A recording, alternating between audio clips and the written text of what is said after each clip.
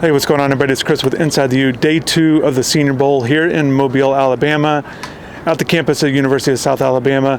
Let's get right into it. Today, also, in addition to practice, they had Media Day, and Markeel Bell, one of the things that he said, just kind of listening to his interviews and talking to him, he really wants to make it a point of emphasis that not only does he have the size and the attributes to play a tackle position at the next level, but he has the intelligence. And he spoke about that quite a bit.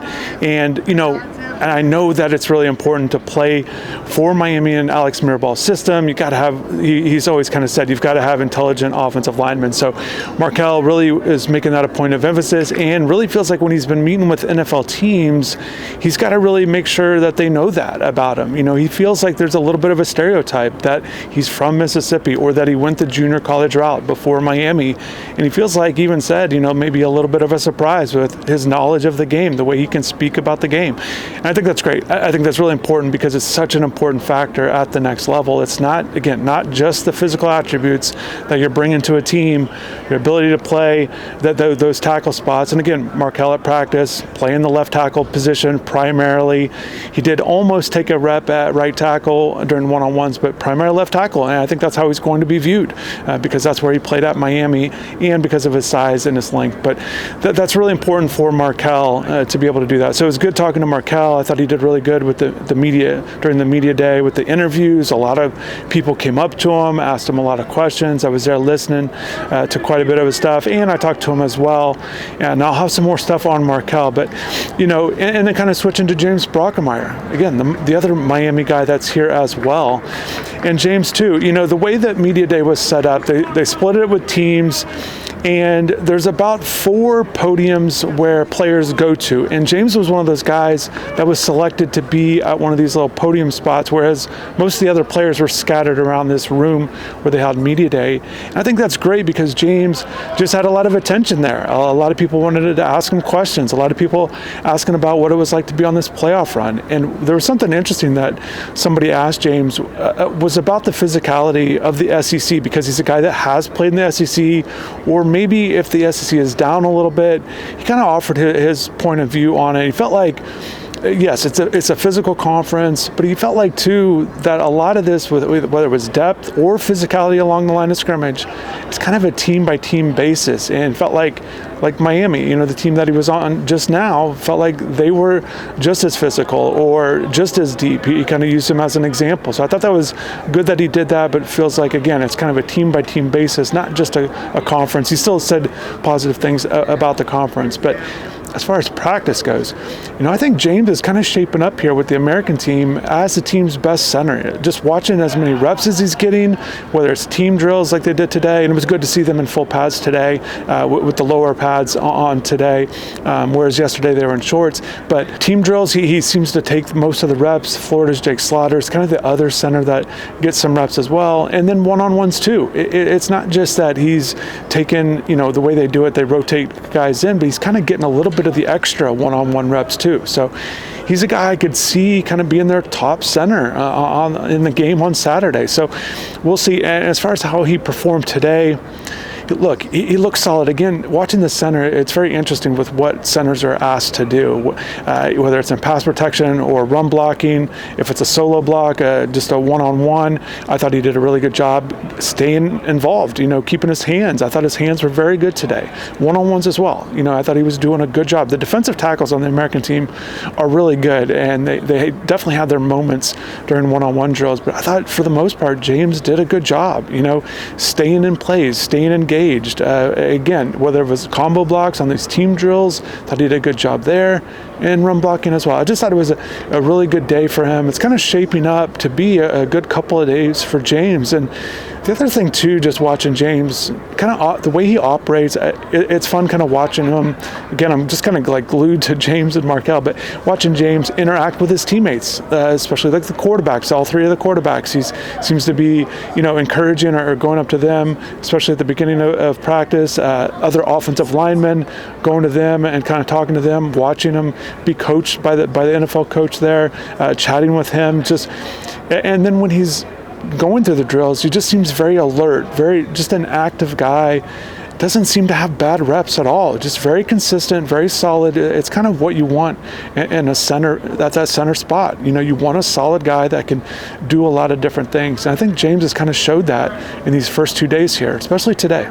Just going back to Markel, look, I know a lot of people have probably seen the video from yesterday's practice where he got knocked down on a one-on-one drill. I made a brief mention of it during yesterday's practice recap, but one reason why I didn't really get all into it is because yeah, it looked bad in the moment, but the defender, not to make any excuses, but the defender fell too. It wasn't like he got around him or anything like that. It wasn't like the defender was going to make a play on the quarterback. Again, a one-on-one drill, I just thought it looked bad. I understand a lot of people want to talk about it. It got viral. Markel was asked about it to me today, and he took it in stride. He said, he kind of used it. He kind of said it was a good thing. He embraces competition. Look, if Markel didn't embrace competition, he wouldn't be out here. And these one-on-one drills are kind of just built with the offensive line, defensive line ones, kind of built for the defensive linemen. And it's much like with the one-on-ones with the receivers and DBs. It's kind of a drill that's essentially built for a wide receiver. So I didn't take too much stock into it. I know it kind of blew up today. Nothing like that happened. Markel did a good job in one-on-ones. He does a really good job. Watching him in team drills, he did a really good job.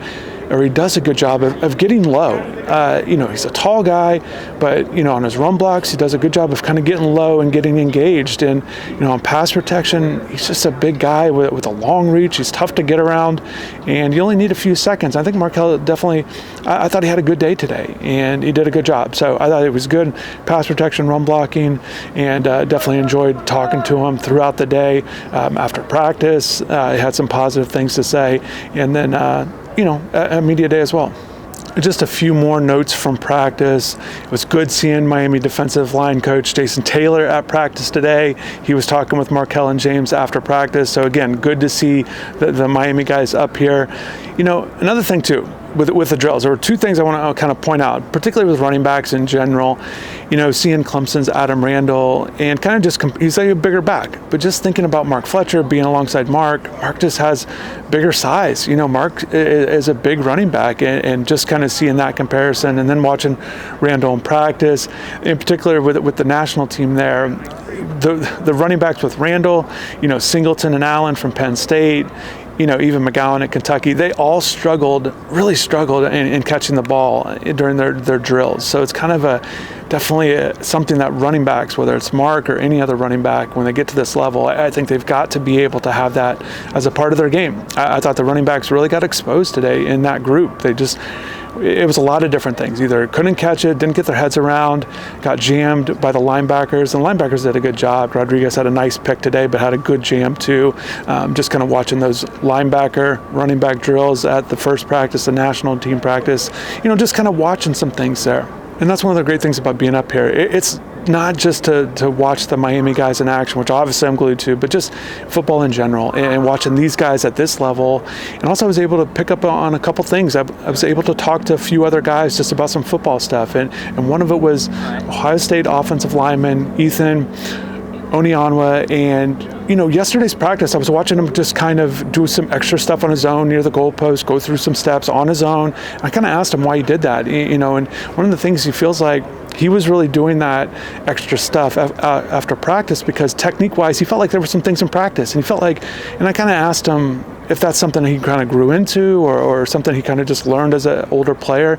And he said, yeah, and it's also something that, it's easy for players to kind of work on the things they do good at, but he really feels like it's really important for all players, to kind of really, make sure they're improving on the things they need to improve on, and he's doing that now, just kind of putting in that extra work. And certainly at this level, players have to understand they've got to, he even said it, players are their own business. They've got to do their things, that they've got to do their processes to help them get better as players. And that's very important. It's a very important lesson, I thought, to have, certainly at this level, but at the college level too. Guys have to make sure that they're going through their own processes, not just the stuff that the team requires them to do.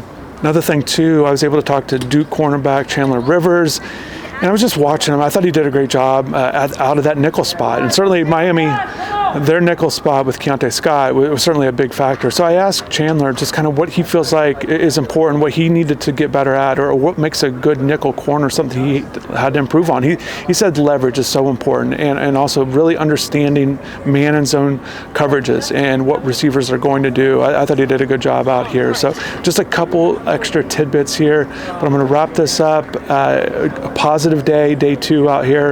Again, watching these guys once again, and Markel and James. But definitely drop in the comments below. Definitely check out their highlights from practices. I'll keep posting those so you can see what it looks like in action.